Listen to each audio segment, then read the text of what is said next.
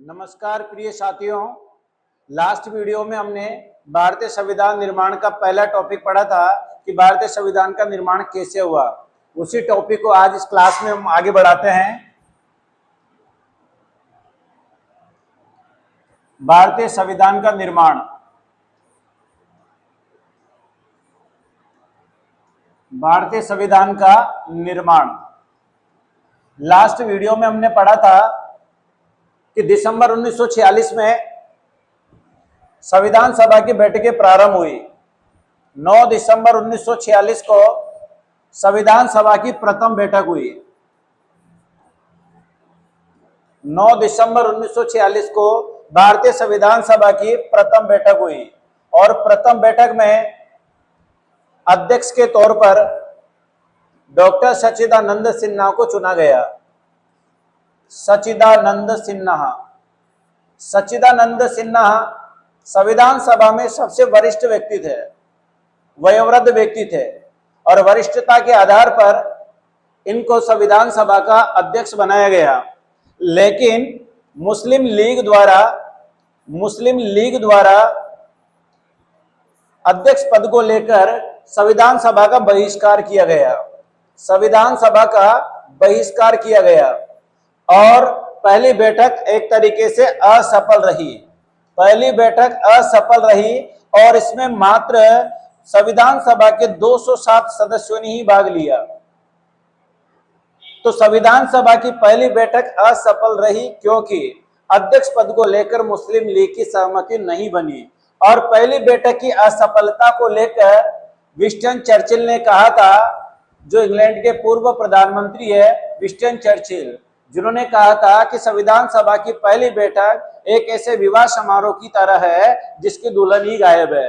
अर्थात मुस्लिम लीग ने पहली बैठक का बहिष्कार किया, इस कारण पहली बैठक संविधान सभा की असफल रही। इसके बाद 11 दिसंबर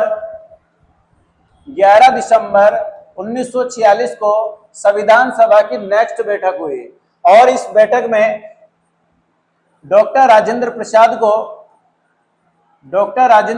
को संविधान सभा का स्थायी अध्यक्ष बनाया गया। डॉक्टर राजेंद्र प्रसाद को संविधान सभा का स्थायी अध्यक्ष बनाया गया और इनके अध्यक्ष पद को लेकर मुस्लिम लीग के द्वारा भी अपनी सहमति दे दी गई। इस प्रकार भारतीय संविधान सभा की इस बैठक में संविधान सभा के लिए स्थायी अध्यक्ष का चयन किया गया और अध्यक्ष के साथ साथ इस बैठक में 2 उपाध्यक्ष भी चुने गए। संविधान सभा के लिए 2 उपाध्यक्ष भी इस बैठक में चुने गए। 2 उपाध्यक्ष इस बैठक में चुने गए। पहले H.C. मुखर्जी, हरीश चंद्र मुखर्जी। पहले उपाध्यक्ष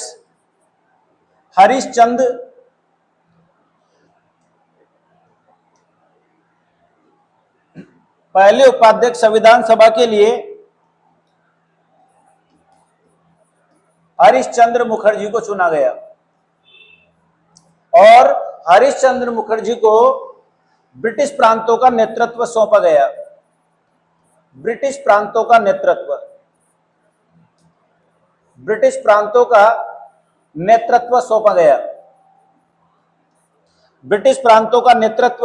हरीश चंद्र मुखर्जी को सौंपा गया। उसके बाद में जो दूसरे उपाध्यक्ष चुने गए, दूसरे उपाध्यक्ष के तौर पर टीटी कृष्णाचारी को चुना गया, जिनको देशी रियासतों का प्रतिनिधित्व सौंपा गया। देशी रियासतों का प्रतिनिधित्व सौंपा गया। इस प्रकार से 11 दिसंबर 1946 को संविधान सभा की स्थायी बैठक हुई और इसी बैठक में संविधान सभा के लिए स्थायी अध्यक्ष के तौर पर डॉक्टर राजेंद्र प्रसाद को लेकर सहमति बनी।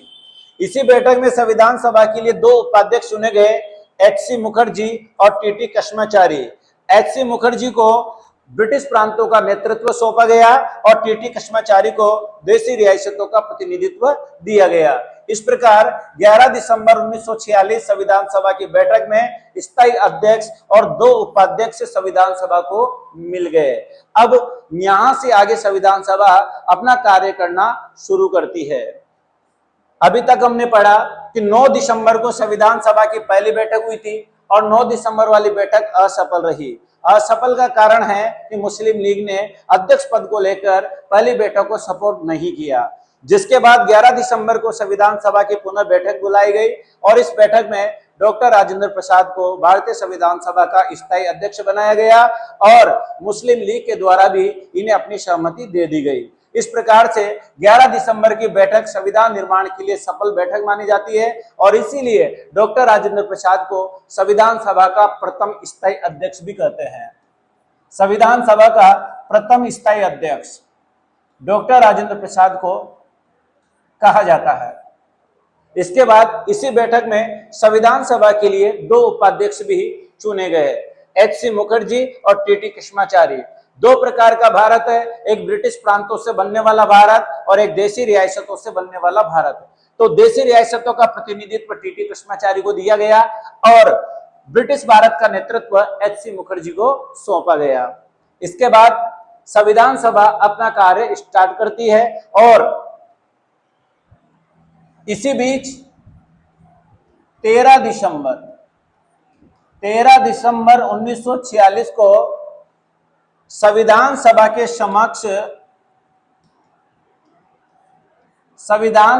समक्ष पंडित जवाहरलाल नेहरू द्वारा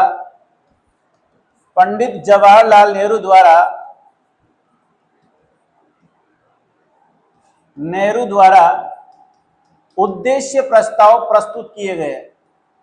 संविधान सभा के समक्ष उद्देश्य प्रस्ताव प्रस्तुत किए गए पंडित जवाहरलाल नेहरू द्वारा 13 दिसंबर 1946 को।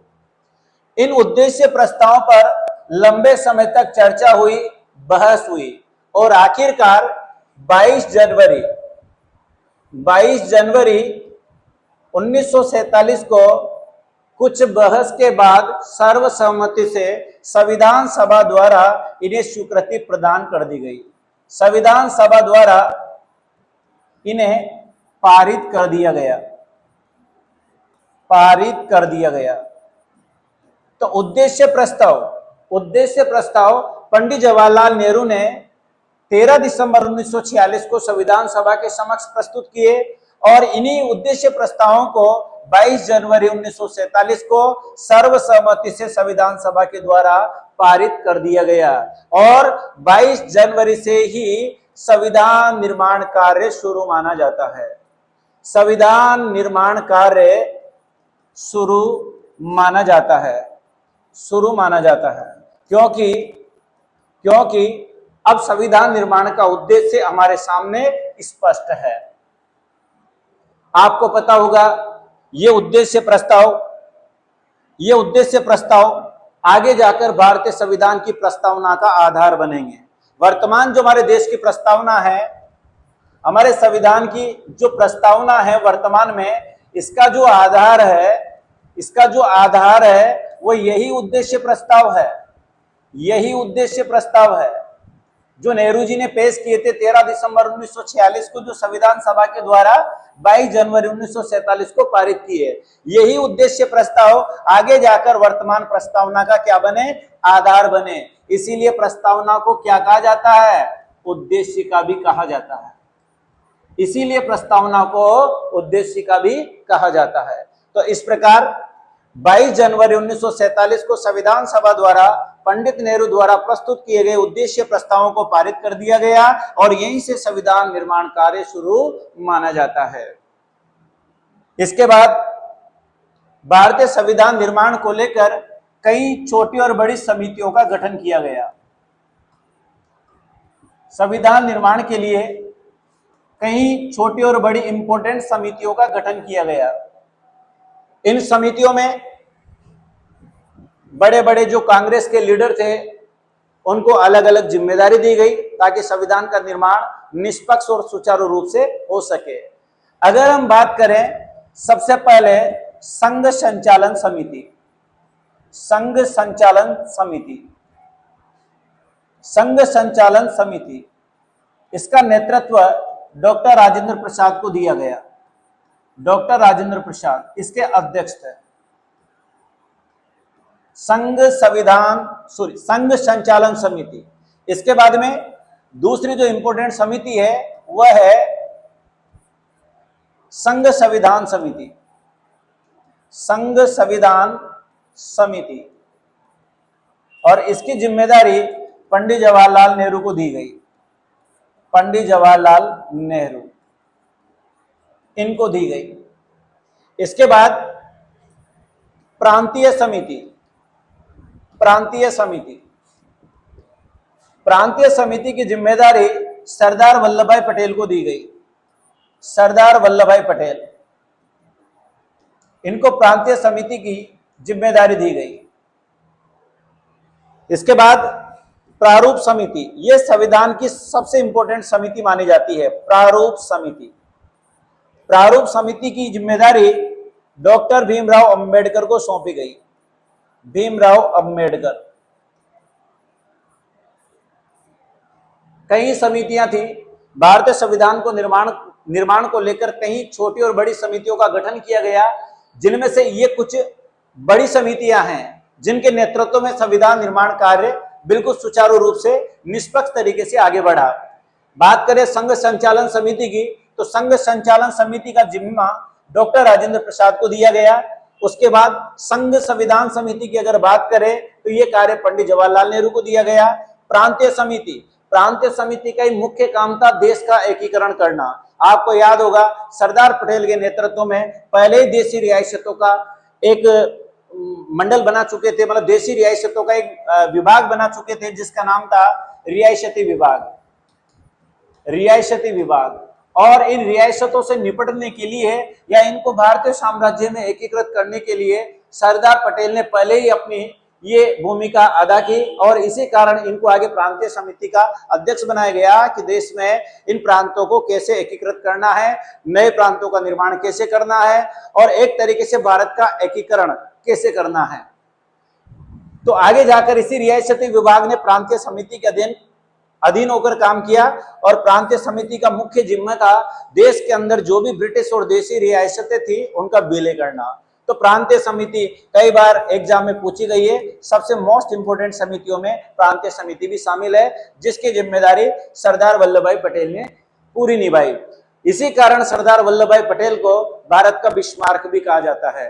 जैसे जर्मनी के अंदर ऑटोमन बिस्मार्क के नेतृत्व में एक बिखरे हुए जर्मनी का 1871 में एकीकरण बिस्मार्क ने किया था, उसी प्रकार से बिस्मार्क की भूमिका भारत में सरदार पटेल ने निभाई, और बिखरे हुए अखंड भारत बनाने का श्रेय सरदार पटेल को ही जाता है। इस कारण सरदार वल्लभ भाई पटेल को भारत का बिस्मार्क और लौह पुरुष के नाम से भी जाना जाता है। इसके बाद प्रारूप समिति। प्रारूप समिति संविधान निर्माण की सबसे इंपॉर्टेंट समिति थी। प्रारूप समिति, इसको लेकर हर एग्जाम में कई नए नए तरह के प्रश्न सामने आते हैं। जैसे प्रारूप समिति, प्रारूप समिति की अगर हम बात करें तो प्रारूप समिति को कई उपनामों से भी जाना जाता है। प्रांतीय समिति को कई सारे उपनामों से भी जाना जाता है, और अक्सर हर एग्जाम में इसका कोई न कोई नया रूप पूछ लिया जाता है। जैसे प्रारूप समिति को और क्या कहते हैं, इसे ड्राफ्ट कमेटी भी कहते हैं। ड्राफ्ट कमेटी, यह भी इसी का नाम है। इसके अलावा प्रारूप समिति को मसौदा समिति के नाम से भी जाना जाता है। मसौदा समिति। इसके अलावा इसे पांडुलेखन समिति के नाम से भी जाना जाता है। पांडुलेखन समिति, इसे पांडुलेखन समिति के नाम से भी जाना जाता है। तो प्रारूप समिति भारतीय संविधान निर्माण को लेकर सबसे इंपॉर्टेंट समिति है। इसे कई उपनामों से जाना जाता है, जैसे ड्राफ्ट कमेटी है, मसौदा समिति है, और पांडुलेखन समिति है। देखिए क्या जरूरत पड़ी, क्यों इसका गठन किया गया, प्रारूप समिति का गठन क्यों किया गया। आपको याद है संविधान के लिए संविधान सभा में BN राव को कानूनी सलाहकार बनाया गया था। कानूनी सलाहकार। भारतीय संविधान सभा में संविधान सदस्यों को कानूनी परामर्श के लिए बी.एन. राव को कानूनी सलाहकार नियुक्त किया गया था और भारतीय संविधान का जो प्रारूप है ये बी.एन. राव द्वारा तैयार किया गया। बी.एन. राव ने ही तैयार किया था। भारतीय संविधान का प्रारूप बेनेकल नरसिंह राव, इनका पूरा नाम है बेनेकल नरसिंह राव। इन्हें भारतीय संविधान सभा का कानूनी सलाहकार नियुक्त किया गया था। तो बी.एन. राव ने ही भारतीय संविधान का प्रारूप तैयार किया गया और बी.एन. राव द्वारा तैयार किए गए प्रारूप पर विचार करने के लिए प्रारूप समिति का गठन किया गया था। प्रारूप समिति का गठन बी.एन. राव द्वारा तैयार किए गए प्रारूप पर विचार विमर्श करने के लिए किया गया था और प्रारूप समिति की जो मुख्य जिम्मेदारी है अध्यक्ष के पद पर वह डॉक्टर भीमराव अंबेडकर को दी गई। अध्यक्ष डॉक्टर भीमराव अंबेडकर, इन्हें प्रारूप समिति का अध्यक्ष बनाया गया। बताया आपको प्रारूप समिति का गठन बी.एन. राव द्वारा तैयार किए गए भारतीय संविधान के प्रारूप पर विचार करने के लिए या सहमति के लिए किया गया। प्रारूप समिति को ड्राफ्ट कमेटी, मसौदा समिति और पांडुलेखन समिति के नाम से भी जाना जाता है और प्रारूप समिति का जो अध्यक्ष है वो डॉक्टर भीमराव अंबेडकर को बनाया गया। और मेन चीज है इस समिति का गठन 29 अगस्त 1947। प्रारूप समिति का जो गठन किया गया वो 29 अगस्त 1947 को किया गया। अध्यक्ष भीमराव अंबेडकर को बनाया गया और इस समिति में कुल 7 सदस्य थे। टोटल कुल 7 सदस्य प्रारूप समिति में थे, जिसके अध्यक्ष बी.आर. अंबेडकर या भीमराव अंबेडकर थे। इन 7 सदस्यों में कौन कौन थे देखिए। सबसे पहले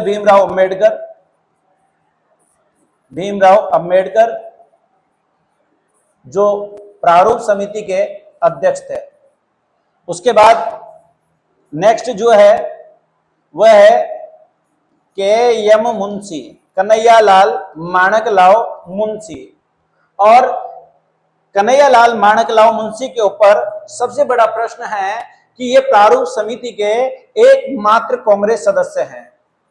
एकमात्र कांग्रेस सदस्य थे प्रारूप समिति में, केवल के.एम. मुंशी, कन्हैयालाल माणकलाल मुंशी। यानी कि टोटल प्रारूप समिति में 7 सदस्य थे। इस प्रारूप समिति में कुल 7 सदस्य हैं और जो इसके अध्यक्ष है वो डॉक्टर बी.आर. अंबेडकर है। इनके बाद दूसरे सदस्य हैं के.एम. मुंशी, एकमात्र कांग्रेस सदस्य,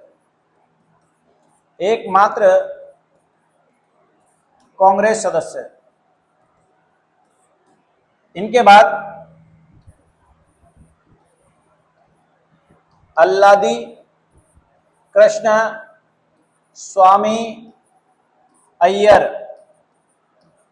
तीसरे कैंडिडेट है अल्लादी कृष्ण स्वामी अय्यर।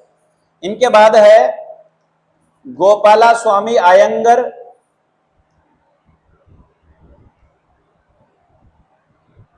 गोपाला स्वामी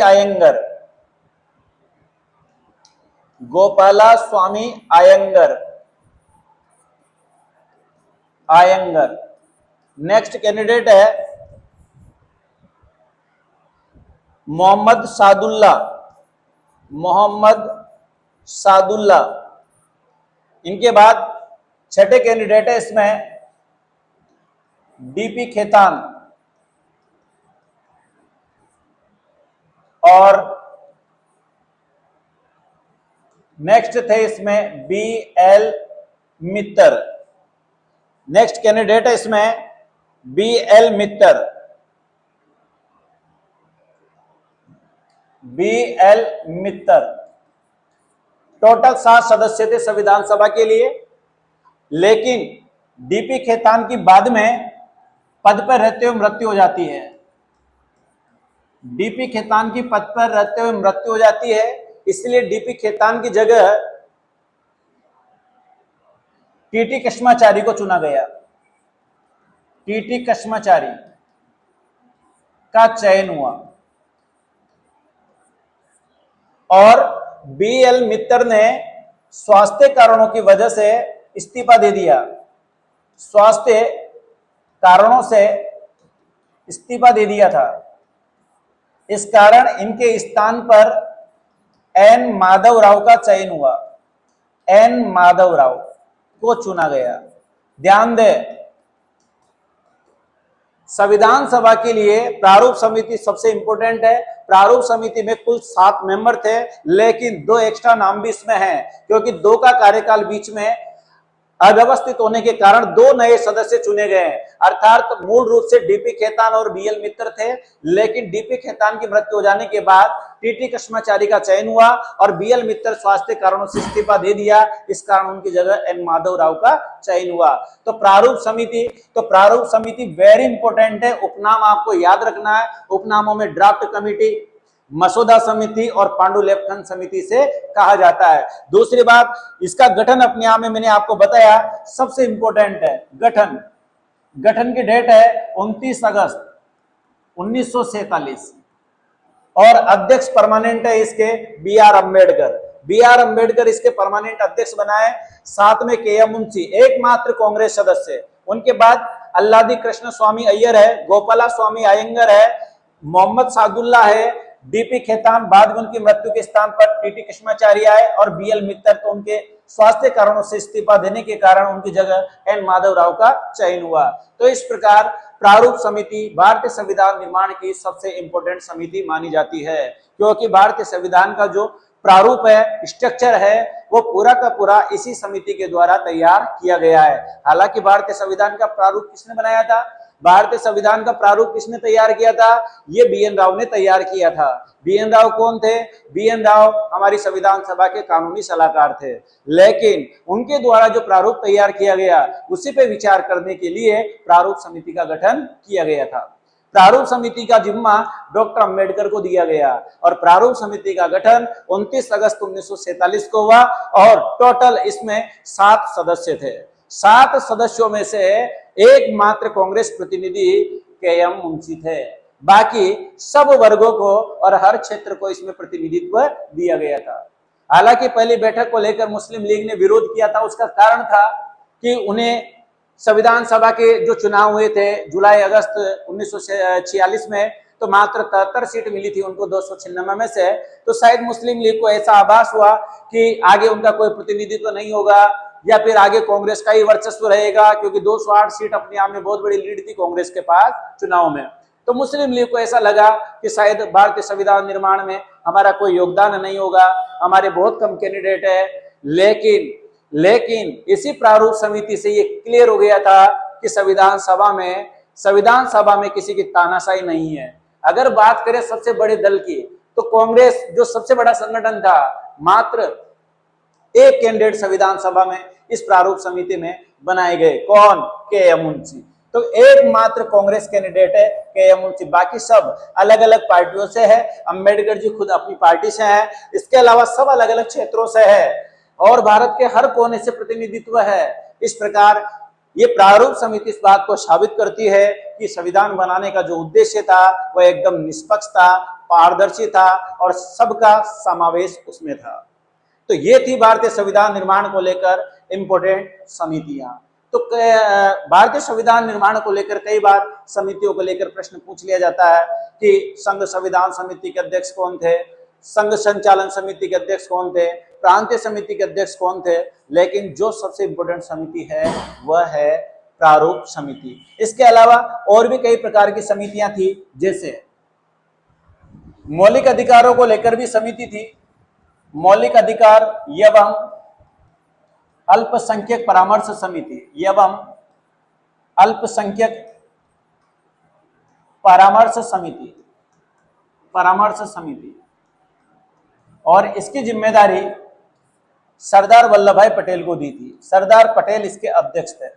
मौलिक अधिकार एवं अल्पसंख्यक परामर्श समिति, सर्वोच्च न्यायालय से रिलेटेड भी समिति थी। सर्वोच्च न्यायालय समिति, सर्वोच्च न्यायालय समिति, सर्वोच्च न्यायालय समिति के अध्यक्ष एस वारदाचार्यार थे। एस वारदाचार्यार। तो भारतीय संविधान निर्माण को लेकर कई छोटी और बड़ी समितियों का गठन किया गया, लेकिन ये वो बड़ी समितियां हैं जो एग्जाम के हिसाब से वेरी इंपोर्टेंट है। ठीक है, अभी तक सबसे ज्यादा बार जो प्रश्न पूछा गया है वो प्रांतीय समिति को लेकर पूछा है, और प्रारूप समिति के ऊपर तो हर बार कोई न कोई नया प्रश्न निकल कर आता है। तो प्रारूप समिति को तो आपको हर दृष्टि से इसे कंप्लीट करना है। कुल सदस्य कितने थे, अध्यक्ष कौन है, गठन कब हुआ, कौन इसका सदस्य नहीं है, इतना डीपली प्रश्न यहां से पूछे जा रहे हैं। देखो आजकल हर प्रतियोगिता परीक्षा में हर एग्जाम एक नई चुनौती के साथ हमारे सामने होता है, और उसे कैसे निपटना है ये डिपेंड करता है हमारी तैयारी पर और हमारे द्वारा पढ़े गए मैटर पर। एक तो हम ऐसा पढ़ रहे हैं कि केवल बेसिक कंप्लीट कर रहे हैं, और एक ऐसा पढ़ना कि पढ़ाई के साथ साथ उसका हर कंसेप्ट बिल्कुल क्लियर कर रहे हैं। और अगर हमारा कंसेप्ट क्लियर नहीं है, किसी भी टॉपिक के ऊपर उसकी गहराई आसपास की नॉलेज नहीं है, तो सीधा प्रश्न आजकल आप लोग देख रहे होंगे एग्जाम में बिल्कुल नहीं आता। आजकल चारों ऑप्शन जो एग्जाम में हैं, चारों ऑप्शन के बारे में अगर आपको डीपली नॉलेज है तो आप उस प्रश्न को सोल्व कर पाओगे। नहीं तो आजकल आपने देखा होगा कैसे पूरे नियम सिस्टम बदल गए एग्जाम के। आजकल प्रश्न आता ही नहीं है, प्रश्न आता ही नहीं है। क्या आता है, निम्न में से असंगत है, निम्न में से गलत है, निम्न में से बेमेल है, निम्न में से सही नहीं है। तो प्रश्न कहाँ है, अब तो ऑप्शन है, और चारों ऑप्शन अपने आप में 4 क्वेश्चन है। इसीलिए अगर हमें चारों ऑप्शन की नॉलेज है तो इस प्रकार के प्रश्न हम कर पाएंगे, नहीं तो नहीं कर पाएंगे। तो दृष्टि कंपटीशन क्लासेस 12 आप लोगों के लिए इस प्रकार की कक्षाएं निःशुल्क चालू कर रही है कि आप घर बैठे ऐसे कंटेंट तैयार करें जो ऑनलाइन कक्षाओं में भी नहीं हो पा रहा, क्योंकि आजकल पूरे राजस्थान में शिक्षा को एक व्यवसाय बना दिया। लेकिन दृष्टि कोचिंग 12 के अंदर जो पहल स्टार्ट हुई है वो यही है कि वहां से भी बेहतर बच्चों को और ज्यादा कैसे मैटर दिया जा सकता है। तो ये हमारे द्वारा जो यहाँ वीडियो बनाकर आप लोगों को शेयर की जा रही है, पढ़ाया जा रहा है, इसका मेन उद्देश्य यही है कंसेप्ट क्लियर करो। अगर हमारे कंसेप्ट क्लियर नहीं है, जैसा कि हमने अभी बताया कि समितियों पे कितने प्रश्न बन सकते हैं, अकेला प्रारूप समिति अपने आप में कितने क्वेश्चन लेकर चल रहा है, अगर हमें ये सारी चीजें पता है तो हम पेपर सोल्व कर पाएंगे। नहीं तो आपको याद है पासिंग मार्क्स 40% नहीं बन रही। इसीलिए हमारी पहल है कि हम एक एक टॉपिक को इतना अच्छे से क्लियर करें कि उसका एक एक कंसेप्ट क्लियर करें। डायरेक्ट फैक्ट नहीं आते, डायरेक्ट फैक्ट काम नहीं आएंगे, आपको उसके आगे पीछे सब तरीके से उससे रिलेटेड जितने प्रश्न बन सकते हैं वो सारे साथ के साथ सोल्व करने पड़ेंगे। तो आज की क्लास में भारतीय संविधान निर्माण की जो पहली बैठक हुई थी 9 दिसंबर 1946, उसके बाद हमने नेक्स्ट बैठक 11 दिसंबर 1946 पढ़ी। 13 दिसंबर को उद्देश्य प्रस्ताव संविधान सभा के सामने पंडित जवाहरलाल नेहरू ने रखे, और 22 जनवरी 1947 को ये उद्देश्य प्रस्ताव सर्वसम्मति से संविधान सभा ने पारित कर दिए। यहीं से संविधान सभा के सामने मैटर आ गया, टॉपिक आ गया, अर्थात उद्देश्य आ गए कि भारतीय संविधान का निर्माण कैसे करना है और किस चीज पर करना है। इसके बाद हमने पढ़ा कि कार्य विभाजन, कार्य डिस्ट्रीब्यूट।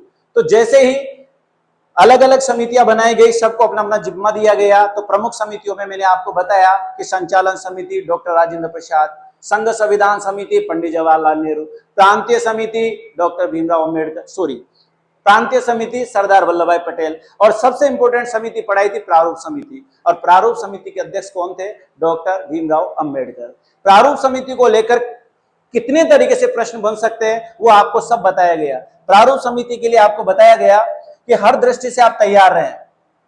इतने प्रश्न प्रारूप समिति पे कि इसे किन किन उपनामों से जाना जाता है, हमने पढ़ा उपनाम। आजकल उपनाम अपने आप में बहुत बड़ा प्रश्न है, पढ़ते प्रारूप, प्रारूप पूछा प्रारूप समिति का मसौदा समिति का रूप। तो मसौदा समिति भी से कहते हैं, ड्राफ्ट कमेटी से कहते हैं, पांडुलेखन समिति से कहते हैं। अध्यक्ष अपने आप में इंपोर्टेंट है, डेट अपने आप में इंपोर्टेंट है, सदस्य टोटल 7 सदस्य, और टोटल में से एकमात्र कांग्रेस सदस्य KM मुंशी।